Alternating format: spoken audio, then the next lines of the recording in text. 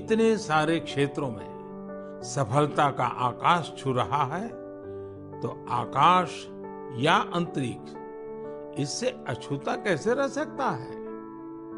बीते कुछ समय में हमारे देश में स्पेस सेक्टर से जुड़े कई बड़े काम हुए हैं। देश की इन्हीं उपलब्धियों में से एक है इन स्पेस नाम की एजेंसी का निर्माण।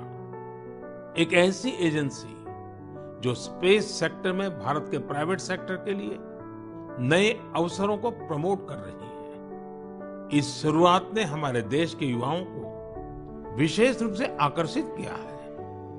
मुझे बहुत से नौजवानों के इससे जुड़े संदेश भी मिले हैं। कुछ दिन पहले जब मैं InSpace के हेडक्वार्टर के लोकार्पण के लिए गया था, तो मैंने कई युवा स्टार्टअप्स के आइडियाज और उत्साह को देखा।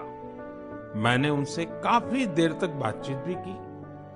आप भी जब इनके बारे में जानेंगे तो हैरान हुए बिना नहीं रह पाएंगे। जैसे कि स्पेस स्टार्टअप्स की संख्या और स्पीड को ही ले लीजिए। आज से कुछ साल पहले तक हमारे देश में स्पेस सेक्टर में स्टार्टअप के बारे में कोई सोचता तक नहीं था। आज इनकी संख्या 100 से भी ज्यादा है।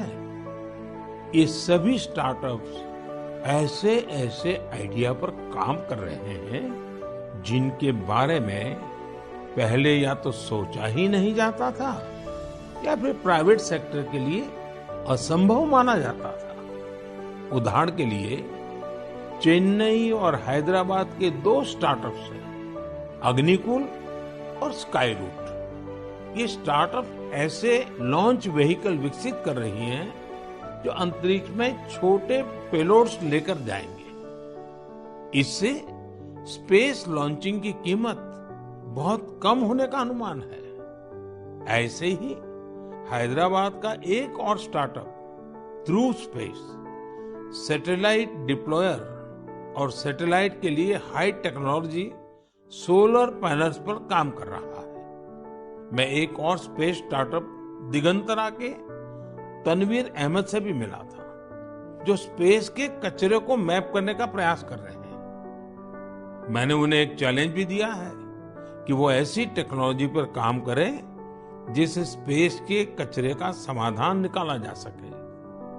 दिगंतरा और ध्रुव स्पेस दोनों ही 30 जून को इसरो के लॉन्च व्हीकल से अपना पहला लॉन्च करने जा रहे हैं। इसी तरह बेंगलुरु के एक स्पेस स्टार्टअप एस्ट्रोम की फाउंडर नेहा भी एक कमाल के आइडिया पर काम कर रही है। ये स्टार्टअप ऐसे फ्लैट एंटीना बना रहा है जो न केवल छोटे होंगे बल्कि उनकी कॉस्ट भी काफी कम होगी। इस टेक्नोलॉजी की डिमांड पूरी दुनिया में हो सकती है। साथियों, इन स्पेस के कार्यक्रम में मैं महसाणा की स्कूल स्टूडेंट बेटी तन्वी पटेल से भी मिला था। वो एक बहुत ही छोटी सैटेलाइट पर काम कर रही है जो अगले कुछ महीनों में स्पेस में लॉन्च होने जा रही है।